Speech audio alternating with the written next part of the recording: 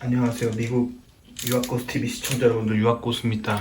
자, 오늘은 미국 사회에 굉장히 뜨거운 문제라고 할 수 있는 동성애에 대해서 얘기해 보도록 하겠습니다. 근데 이게 유튜브가 이 강의를 어느 정도까지 받아줄 수 있을지 모르겠어요. 왜냐면 제가 알기로 이 유튜브가 있는 캘리포니아 문화가 굉장히 친동성애적인 문화거든요. 그래서 동성애에 대해서 어떤 비판하는, 반대하는 입장을 취하게 되면은 미국이 표현의 자유가 있다라고 하지만 동성애에 대해서 그러면 비판할 권리도 있어야 되거든요. 동성애에 대해서 안 좋게 얘기하면 요즘 미국 현대 문화가 동성애에 대해서 반대 입장을 취하는 것처럼 그런 파블릭한 공간에서 그런 얘기를 하면은 미국 사회에서 지금 완전 매장당하게 돼 있는 그런 분위기입니다. 자, 그런 캘리포니아적인 분위기가 있어요. 특히 캘리포니아가 굉장히 심각합니다. 다른 주는 이 정도까지는 아닌데 특히 캘리포니아가 매우 친동성애적인 분위기고, 동성애에 좀 반대하는 듯한 표현을 할 경우 굉장히 삶이 어려움에 처할 수가 있습니다. 직장에서도 굉장히 힘들어지고, 파블릭하게 이렇게 저처럼 스피치를 하는 입장에서도 굉장히 힘들어지기 때문에 동성애가, 그래서 캘리포니아 지역에서는 사람들이 동성애에 호감이 없다 하더라도 자기는 동성애를 다 이해한다, 다 받아들일 수 있다 라고 겉으로 표방하는 사람들이 자꾸 많아지고 있는 게 이런 이유입니다. 자, 그럼 동성애에 대해서 좀 얘기해 보도록 할게요. 자, 동성애는 미국에서 퀴어라는 표현을 많이 씁니다.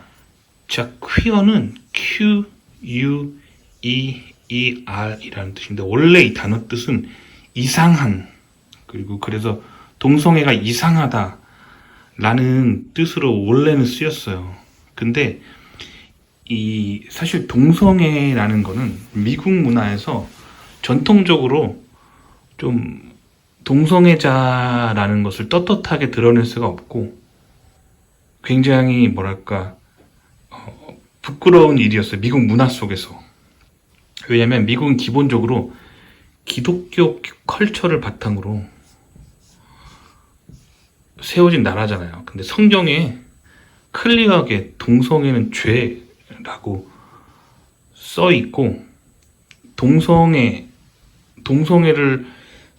번진 도시는 하나님이 불로 심판하고 막 그런 내용들이 나와 있어요.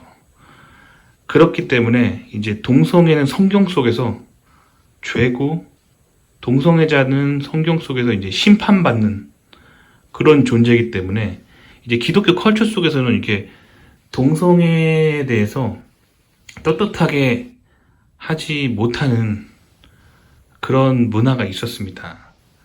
자, 그런데 이제 1980년대에 들어서 특히 이제 심해졌는데, 이제 원래 미국이 기독교적인 전통이 잘 지켜지고 있는 나라였는데 1980년대를 전후로 매우 반기독교적인 문화 운동이 일어나게 됩니다. 그래서 1980년대 이후로 동성애자에 대해서 굉장히 용인하고 용납하고 막 그렇게 급속도로 변하면서, 이제 미국에서 퀴어라는 의미는 아주 당당하게 동성애라는 뉘앙스로 사용되어집니다. 자, 근데 이게 어느 정도로 지금 현대 미국 사회에서 동성애가 매우 활발하게 받아들여지고 있는지, 그거에 대해서 좀 얘기를 드려볼게요. 자, 일단 제가 최근에 다녔던 이제 실리콘밸리 모 회사에서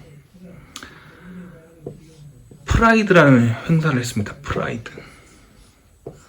자, 프라이드는 무슨 뜻이냐면 자랑, 자부심이란 뜻이에요. 자부심. 뭔가 뿌듯하다 이런 뜻이죠. 프라이드, 행사 이름이 프라이드예요. 근데 그 프라이드라고 하면서 회사에서 전 직원들한테 티셔츠를 하나씩 나눠주는 거예요. 티셔츠를 이렇게, 티셔츠를 공짜로 회사에서 티셔츠를 나눠주는데, 여기가 티셔츠가 무지개가 되어 있는 거예요. 빨, 주, 노, 초, 동파보 해가지고 무지개 색깔이 이렇게 되어 있는 그런 티셔츠를 나눠주는 거예요. 자, 근데 이거의 뜻을 잘 아셔야 돼요. 이게 미국에서 프라이드라고 하고, 현대 미국에서 프라이드라고 하고, 이렇게 무지개 색깔의 깃발, 티셔츠 이런 거를 의미가 뭐냐면 동성애의 상징이에요.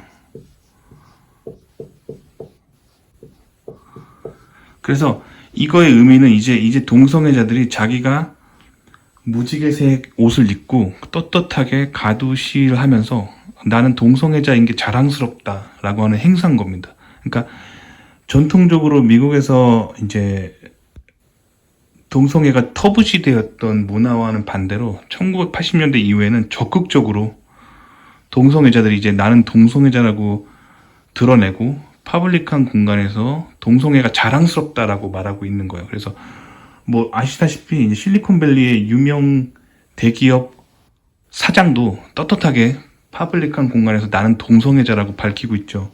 캘리포니아가 그런 문화라는 거예요.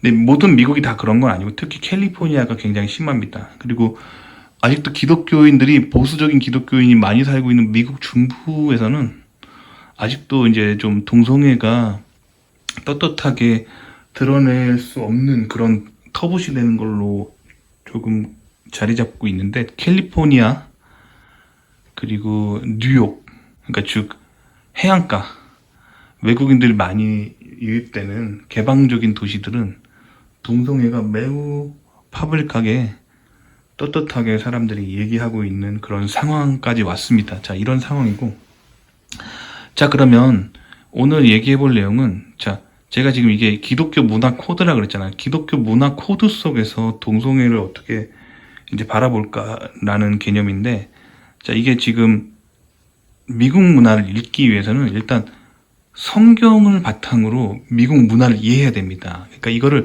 인문학적으로 바라보면은 굉장히 내용이 어려워져요. 왜냐면 제가 항상 말씀드리지만 미국을 이끄는 이 피라미드 꼭대기에 앉아서 미국의 정책을 내리고 정책을 결정하는 사람들은 사탄주의자들과 그리고 매우 하나님을 따르는 사람들 뭐 여기서 거의 이분법적인 그런 팽팽한 어떤 줄다리기라고 보시면 돼요. 근데 이제 현대에 들어와서 이 사탄주의자들의 세력이 굉장히 강해지고 있어요. 그래서 모든 동성애자들이 사탄주의자는 아니에요. 동성애자들 중에서 종교가 없는 사람들도 분명히 있고 그냥 어떤 계기로 동성애에 빠진 분들도 계시고 뭐 그런데 이 동성애 문화운동을 이끄는 탑 그 결정을 내리고 리드하는 사람 중에는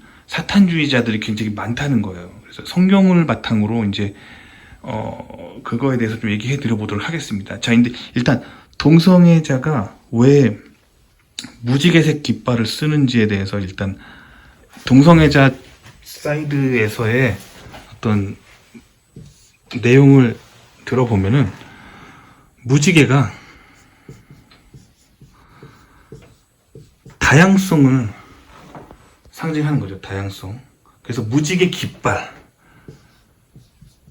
이게 동성애의 상징이에요. 그래서 무지개가 다양한 색깔이 있잖아요. 그래서 무지개가 다양성에 대한 그러한 표현이다 라는 거죠. 그리고 이 무지개 깃발이라는 이 컨셉이 나온 게 캘리포니아예요. 특히 샌프란시스코입니다. 자, 제가 살고 있는 이 샌프란시스코에서 시작한 운동이에요. 그래서 샌프란시스코에 뭐 이제 아티스트가 이제 그 오즈의 마법사에 보면은 오즈의 마법사라고 하는 영화가 있거든요. 고전 영화인데 거기에 오버 더 레인보우라는 그런 컨셉이 나와요. 그래서 무지개 너머에 있는 그 에메랄드 캐슬에 가는 뭐 그런 내용 있잖아요. 그래서 거기서 그 무지개에 창안을 해서 무지개 깃발을 만들었다고 합니다. 자, 근데 그 오즈의 마법사라는 영화 자체가 굉장히 오컬트적인 영화입니다. 오컬트의 심볼들이 굉장히 많아요. 그러니까 즉 사탄주의자들이 굉장히 좋아하는 영화입니다. 그래서 사탄주의자들 심볼이 굉장히 많은 영화예요. 그리고 이제 오즈의 마법사의 배경이 되는 캔자스 시티 있잖아. 캔자스. 미국의 전통적으로 캔자스는 굉장히 종교적인 도시입니다. 그래서 캔자스는 전통적으로 여기 사람들이 초기부터 캔자스를 뭐라고 불렀냐면 예언자의 땅이라고 불렀어요. 근데 여기서 말하는 예언자는 기독교적인 예언자라기보다는 그냥 예언자의 땅이라고 불렸어요. 그래서 한국말로 솔직히 말하면 무당 이런 사람들이 많이 살았던 지역이고 굉장히 영적인 컬처가 발달한 곳이에요. 그래서 캔자스를 중심으로 그런 이런 오컬트적인 그런 뭐랄까 마녀 그런 문화들이 굉장히 많습니다. 근데 반면에 또 캔자스가 굉장히 영적인 도시인 게 캔자스에 있는 기독교 세력들도 굉장히 강해요. 그래서 캔자스 지역은 굉장히 영적인 땅입니다. 그래서 캔자스에 있는 그런 무당들이라든가 오컬트적인 세력들도 굉장히 활발하게 활동하고 있고 기독교인들도 여기서 굉장히 활발하게 활동하고 있어요. 굉장히 영적인 도시예요. 그래서 캔자스에 있는 교회들 중에 굉장히 뭐랄까 하나님의 뜻 가운데 서 있는 교회들이 굉장히 많습니다. 그래서 여기 캔자스 자체가 굉장히 영적인 도시고 종교적인 도시입니다. 그래서 뭐 그렇고 그런데 이제 캔자스에서 나온 어떤 바탕으로 한 영화 속에서 나온 컨셉 굉장히 오컬트적인 백그라운드로 만들어진 게 일단 무지개 깃발이라는 거예요. 자, 근데 일단 성경의 관점으로 이제 그러면 무지개가 뭔지 얘기해 봅시다. 성경을 보면은 인간이 타락하잖아요. 심각하게 타락하잖아요. 어떻게 타락했는지는 성경을 직접 읽어보세요. 그래서 이 타락이 너무 심해서 하나님이 인간을 창조하신 것을 후회하셨다고 나와 있습니다. 그래서 모든 인간 중에 8명만 빼고 이 8명은 이제 노아의 방주로 유명한 그 노아의 가족들이죠.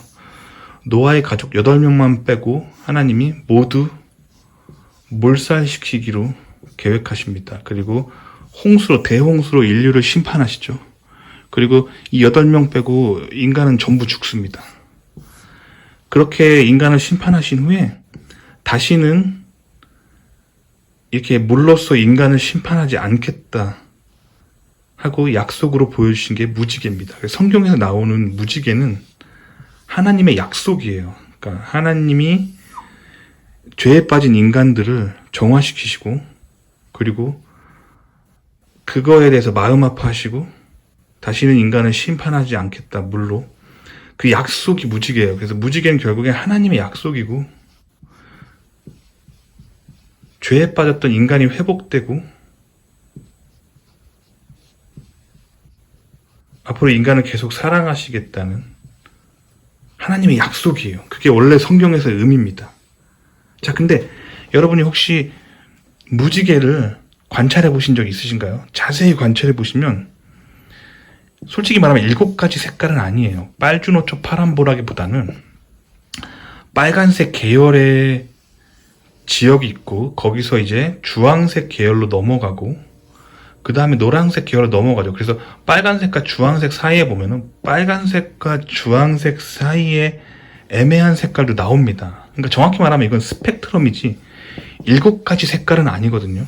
하지만 이제 멀리서 이제 이걸 카테고리해서 보면 7가지 색깔로 이제 카테고리화 할 수 있잖아요. 그러면 왜 하필 7일까요? 사실 이거를 정의하기에 따라 나름이잖아요. 정의하기에 따라 100가지 색깔이 있을 수도 있어요. 뭐 미술하시는 분들의 예리한 눈으로 보면 100가지 색깔일 수도 있고 뭐 14가지 색깔일 수도 있는데 왜 7가지라고 말했을까요? 그걸 보면은 이제 성경에 그 근거가 있습니다. 자, 성경에서 7은 하나님을 뜻하는 숫자예요. 7. 그래서 서구에서 럭키 세븐이라고 그러고 7을 좋게 보는 이유가 기독교적인 컬처 때문입니다. 그래서 7은 하나님을 뜻하는 완전수입니다. 왜냐하면 성경에 뭔가 좋은 일이잖아요. 좋은 일은 항상 7로 표현됩니다. 그리고 하나님이 하신 일들은 하나님이 하셨다고 하는 어떤 사건들을 보면 7가지가 많아요. 그러니까 7은 성경에서 하나님을 뜻하는 좋은 숫자입니다. 7. 그래서 하나님이 무지개로서 인간에게 이제 다시는 인간을 물로 심판하지 않겠다는 약속이었기 때문에 이게 7가지. 7가지라고 인간들이 표현하는 겁니다. 7가지 무지개. 자, 아시겠죠? 자, 근데 재밌는 거는 이 동성애자들이 쓰는 무지개 표시 있잖아요. 무지개 깃발. 자, 이거 색깔을 세보세요. 그러면 빨주노초 파남보가 아닙니다. 그게 아니라 6가지 색깔이에요.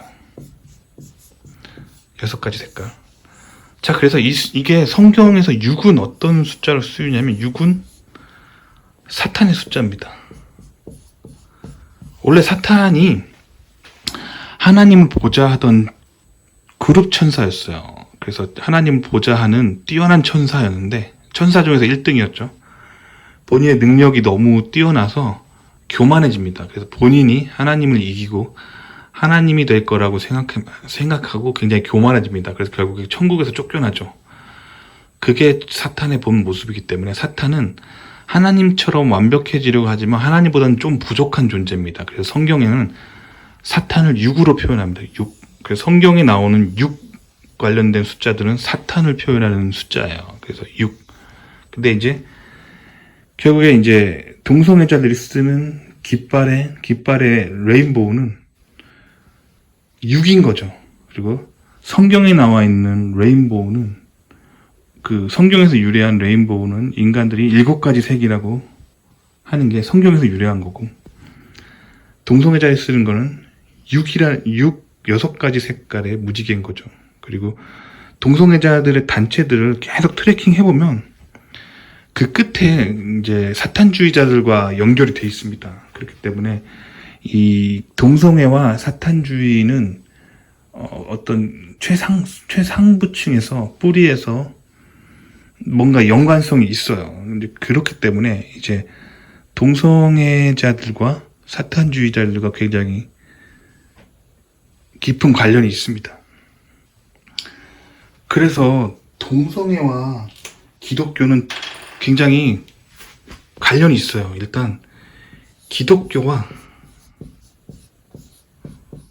동성애는 대립하는 관계에 있습니다. 그래서 이걸 인문학적으로 보지 마시고 그냥 성경을 바탕으로 세상을 보면은 기독교가 흥한 곳에서는 동성애자의 세력이 매우 약해요. 그리고 동성애가 굉장히 흥한 곳에서는 기독교 세력이 매우 약합니다. 이런 관계가 있어요. 그래서 어떻게 보면 대립되고 좀 적대적인 관계가 있습니다. 자, 근데 이제 현대 기독교가 이제 자꾸 동성애를 받아들이는 쪽으로 가고 있어요. 자, 그 이유는 뭐냐면 이제 결국엔 신학교 때문이죠. 신학교. 그래서 원래 전통적으로 목회자들을 양성하는 신학교에서는 성경을 말씀 그대로, 그 문자 그대로 해석하려는 성향이 강했어요. 과거에는. 이게 보수주의라고 하죠. 근데 세상이 자꾸 동성애를 받아들이는 길로 가고 있는데 신학교마저도 이 방향으로 가고 있습니다. 그래서 자유주의적으로, 인문학적으로, 이성적으로, 세상의 논리로 자꾸 현대의 신학교들도 성경 말씀을 해석하고 있습니다. 그래서 그 결과 신학교들도 이제 동성애를 받아들여야 된다는 쪽으로 가고 있습니다. 근데 성경을 문자 그대로 보면 성경에서는 분명히 동성애가 죄다라고 돼 있고 동성애가 흥한 곳은 하나님이 심판하신다고 적혀 있습니다. 문자 그대로 보면.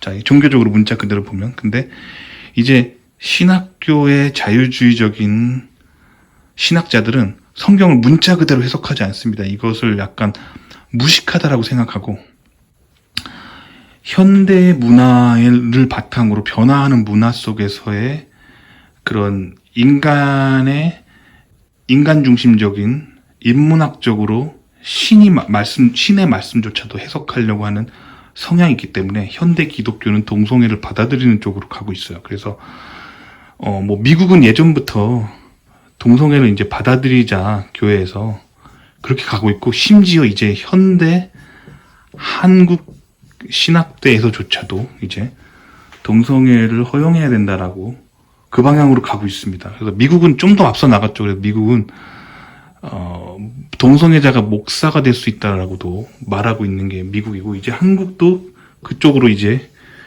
열려고 하고 있어요. 그래서 최근에 제가 알기로 한국도 이제 한국의 명문 신학대에서 신학교 학생들이 동성애 지지 운동을 하기도 했었습니다. 그래서 사회적으로 문제가 됐었죠. 기독교 사회에서 문제가 됐었죠. 그래서 지금 세상이 이렇게 변하고 있다는 거예요. 자, 근데 여기서 말씀드리고 싶은 거는 제가 미국 전체를 좀 알려드릴게요. 자, 미국이 이렇게 있으면, 제가 그림 못 그려 죄송합니다. 여기가 잠깐만, 여기가 캘리포니아, 여기가 뉴욕, 여기가 텍사스. 그러니까 근데 죄송해요, 그림 못 그려서. 자, 여기가 서부고, 동부고, 중부예요.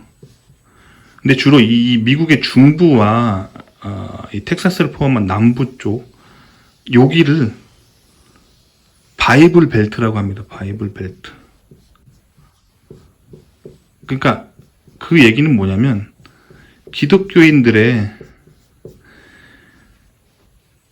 보수적인 기독교층들이 많이 아직도 살고 있다고 하는 곳이에요. 그래서 여기서는 이제 동성애가 활발하게 활동을 하고 있지는 않아요. 근데 이제 바닷가 도시들, 특히 이제 캘리포니아 굉장히 심하고요. 뉴욕도 굉장히 심합니다. 뭐 보스턴 쪽도 심하죠. 바닷가 도시들은 굉장히 개방적입니다. 그래서 동성애가 굉장히 액티브해요. 근데 심지어 캘리포니아는 지금 어느 정도냐면, 미국에 이제 뭐 초중고등학교만 들어가도 학교에서 성교육을 하는데, 학교에서, 공립학교에서 동성애는 오케이다라고 가르칩니다. 그리고 중고등학교만 가면 이제 학교에 성교육을 하잖아요. 그럼 동성 간의 성관계 하는 법도 성교육에 포함시켜 버립니다. 그러니까 이게 굉장히 지금 이렇게 리버럴하게 가고 있는, 굉장히 자유주의로 가고 있는 게 이제 캘리포니아고, 캘리포니아가 특히 미국에서 이제 동성애 오픈마인드가 탑이에요. 왜냐면 퀴어 운동 자체가 이제 샌프란시스코에서 시작한 거기 때문에, 샌프란시스코를 주변으로 굉장히 심각하게 번지고 있습니다.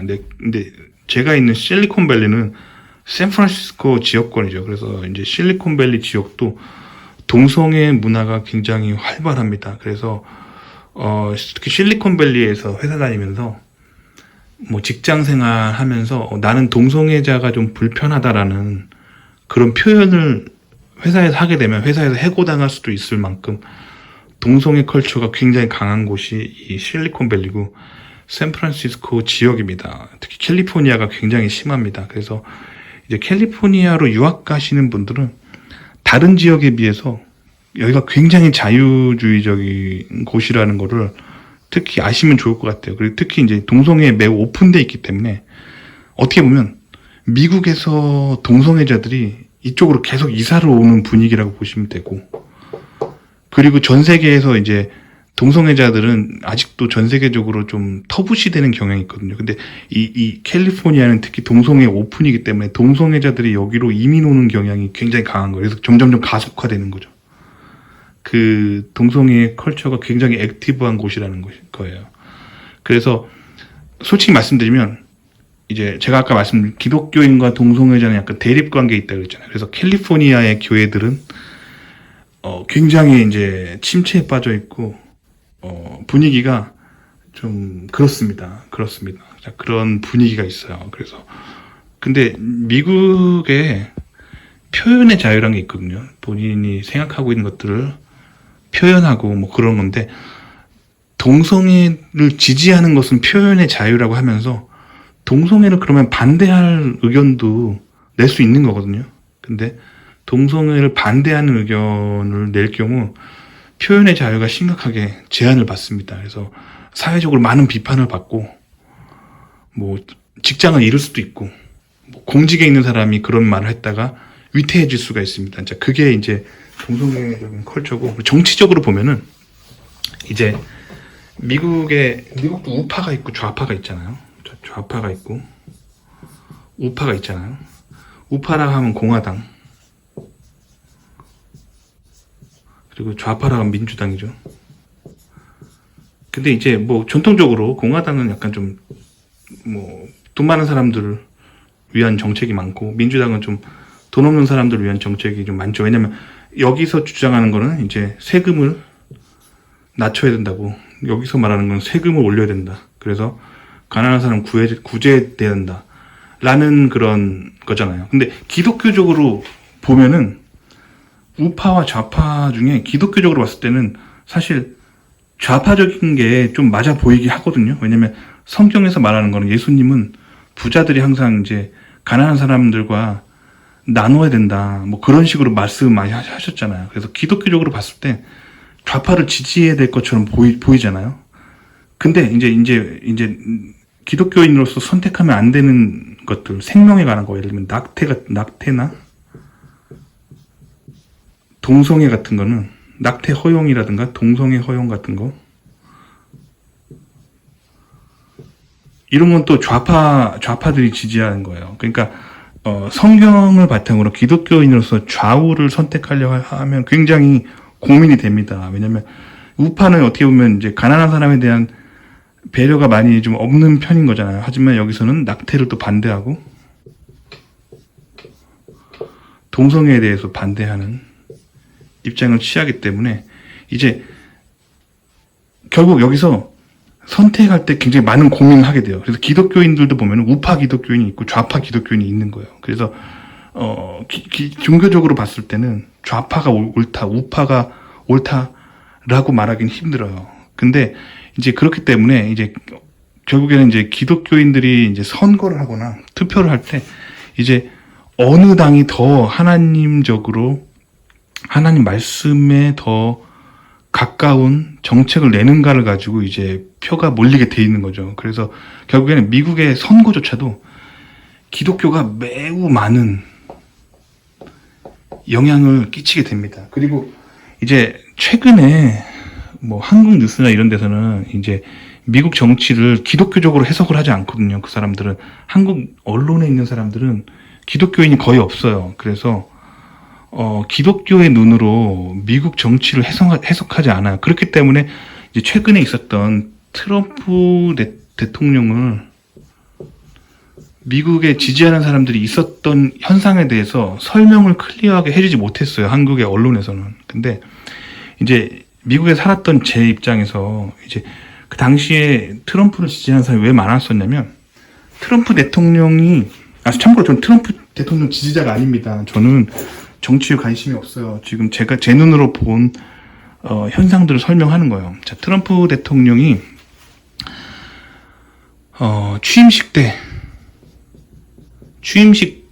취임식 전체 비디오를 보시면 알겠지만, 전체 비디오를 보시면 트럼프 대통령이 이스라엘 종교적 지도자인 랍비를 모셔놓고, 그 다음에 연설을 할 때 트럼프 대통령 연설이 이게 한국어로는 한국에 번역되지 않았을 거예요. 근데 영어로 미국에서 트럼프 대통령이 취임했을 때 한 얘기를 들어보면 뭐라고 얘기하냐면, 우리는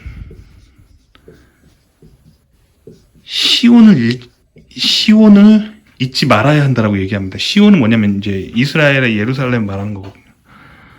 시온을 잊지 말아야 된다고 얘기합니다. 그러니까 이제 기독교인 입장에서는 이 이스라엘에 대해서 얘기하고, 그 다음에 이제 트럼프 대통령이 이스라엘 통곡의 벽에 가서 또 기도를 하죠.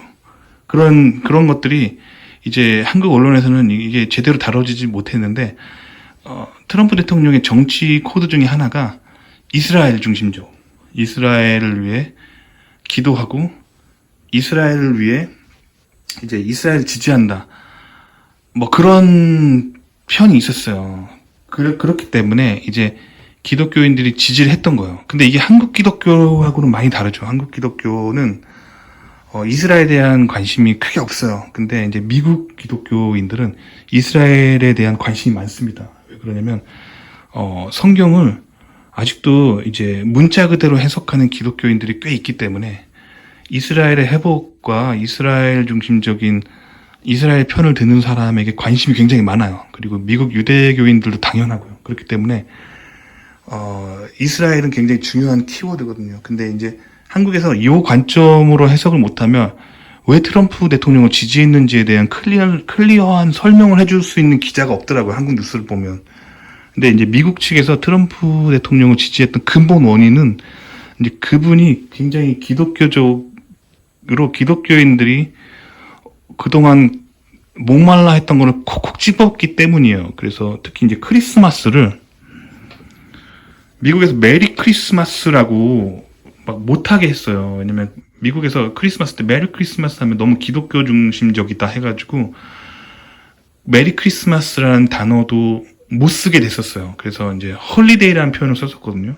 그래서 뭐 have a happy holiday 이런 식으로 말을 하게 됐었어요. 이제 그러다가 트럼프 대통령이 이제 대통령이 된 후에 다시 메리 크리스마스라는 표현을 문화 속에서 찾았기 때문에 이제 기독교인들이 그래서 열광했던 거예요. 그 자신들의 어떤 종교적인 어떤 자유가 보장받는 것 같고 종교적으로 뭔가 미국이 다시 돌아오는 것 같고 그랬기 때문에 트럼프 대통령이 열렬하게 지지했던 건데 이거를 클리어하게 해석해주는 한국 언론이 없었잖아요. 없었기 때문에 제가 여기서 얘기를 해드린 거고 그리고 공화당은 기본적으로 또 동성애를 반대하기 때문에 이제 여기서 이제 미국의 젊은이들과 이제 기성세대가 또 갈려요. 그래서 미국의 젊은이들, 그러니까 뭐 10대에서부터 20대, 뭐 30대까지만 해도 미국의 젊은이들은 다들 동성애를 지지합니다. 그리고 미국도 꼰대들 있잖아요. 미국의 꼰대들은 소위 말하는 좀 나이 있으시고 기성세대들은 동성애를 반대하는 입장이 많아요. 그렇기 때문에 이제 이거 가지고 이제 동성애가 그래서 굉장히 중요한 또 정치적인 코드입니다. 그래서 동성애를 반대하느냐 지지하느냐 그런 것도 미국 문화 속에서 굉장히 중요한 코드고 뭐 그런데 제가 말한 이 내용들이 굉장히 기독교 중심적으로 바라본 세계라서 이제 언론 있잖아요. 언론은요 기본적으로 언론은 반기독교적인 성향을 가지고 있습니다. 여러 가지 이유가 있는데 일단 언론 특히 정치나 미디어 뭐 언론 뭐 이런 것들을 공부하신 분들 자체가 그들의 학풍 자체가 굉장히 반기독교적이고 인문학이라는 것 자체가 원래 신학과 배치되는 거거든요. 인문학이라는 것 자체가 인간 중심적인 그런 학문을 말하는 거잖아요. 그 르네상스 문화의 핵심이 신은 없다, 신에게 반대해서 인간 중심적으로 철저하게 돌아가자가 원래 인문학의 뿌리인 르네상스 정신이잖아요. 그래서 결국에 이제 인문학, 뭐 과학도 마찬가지지만 뭐 인문학이든 과학이든 결국에 이제 신을 반대하는 게 인간 중심적으로 철저하게 돌아가는 게 이제 그 뿌리기 때문에 그 언론은 굉장히 반기독교적입니다. 그래서 언론을 통해서 이제 미국을 바라보면은 굉장히 미국 문화가 안 읽혀요. 왜냐면 결국 인간 중심적으로 인간이 좋고 싫고를 기준으로 결정을 내리는데 미국에는 아직도 많은 기독교인들이 있어요. 그리고 유대교 신자들도 많고 진실한 유대교 신자들도 있어요. 그리고 미국을 이끄는 탑 클래스의 사람들 중에 제가 항상 말씀드리면 사탄 숭배자들이 되게 많아요. 사탄 숭배자들은 기독교의 하나님을 반대하는 악마인 사탄을 추종하는 사람들이잖아요. 그 사람들이 미국의 톱 클래스에 많기 때문에 결국에 기독교와 반기독교, 즉 다시 말하면 이제 하나님이 말씀하시는 세상과 사탄이 원하는 세상에 대한 개념이 없이 미국을 보면은 해석이 잘 안 돼요. 그렇기 때문에 여러분들이 세상 미디어, 대중 미디어를 통해서 미국을 해석하려고 하면 해석이 진짜 안 돼요. 근데 이제 교회를 좀 다니시면서 성경적인 백그라운드를 바탕으로 미국을 보면 굉장히 클리어하게 보여요. 아, 저 사람들이 왜 저랬고, 저 사람들이 왜 저랬고, 뭐 그거예요. 그건데. 자, 그 다음에 이제 트럼프 대통령이 취임 당시에 이제 밀었던 걸 보시면 이제 제3성전을 밀었었죠. 그래서 트럼프 대통령이 제3성전 재건 운동에 이제 이거를 했었는데 이것도 한국 언론에 진짜 안 나오죠. 굉장히 중요한 건데. 왜냐면 그 유대교의 템플은 유대교의 성전은 철저하게 파괴됐었죠. 그래서 유대교인들이 진실하게 바라는 거는 이제 성전의 재건이에요. 성전의 재건. 그리고 이제 기독교인들 관점에서는 이 유대교 성전이 재건될 때 요한계시록에서 말하는 세상 마지막에 가까워 온다라고 이제 믿는 게 이제 굉장히 성경 문자 그대로 해석하는 사람들의 태도거든요. 그렇기 때문에 제상 성전의 재건이 굉장히 심각한, 종교적으로 굉장히 심각한 핫포인트예요. 그러니까 트럼프 대통령이 종교적으로 굉장히 핵심만 딱딱 찍으면서 종교적으로 굉장히 중요한 아젠다를 행하면서 갔던 대통령이에요. 근데 세상 미디어로 트럼프 대통령을 해석하면은 그 사람의 정치와 그 사람의 경제, 그리고 그 사람이 가지고 있던 어떤 약간 모순된 것들만 계속 포커스를 하잖아. 이 사람의 종교적인 행보에 대해서는 얘기를 안 한단 말이야, 언론이. 그렇기 때문에 왜 트럼프 대통령을 미국에서 지지했었는지에 대한 이유가 설명이 안 되는 거예요. 아시겠죠?